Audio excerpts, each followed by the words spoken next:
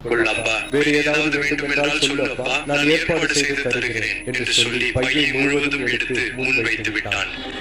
அம்மா, எனக்கு உண்மையில் உடல்நிலை சரியில்லை அம்மா, அறிவை என்னவென்று தெரிந்து கொள்ள வேண்டும் என்று சொல்லி முதல்வனிடம் சென்றால் அவர் விரட்டினார். இரண்டாவது மகனிடம் சென்றால் அவரும் விரட்டினார். நீ மட்டும் அன்புடன் ஒப்புக்கொண்டு என் சிகிச்சைக்காக பணம் கொடுத்தாய். எங்கள் வங்கியில நிறைய பணம் மீதி இருக்கிறது அம்மா. எப்போது என்ன ஆகும் எனக்கு தெரியவில்லை என்பதால் இந்த பையில் முழுவதும் லட்சக்கணக்கான ரூபாய்கள், கோடிக்கணக்கான ரூபாய்கள் கொண்டு வந்துள்ளேன் அம்மா. நீ என்னை ஒப்புக்கொண்டதால் தான் காத்து இருக்கிறது அம்மா. எவ்வளவு வேண்டுமானாலும் எடுத்துக்கொள்.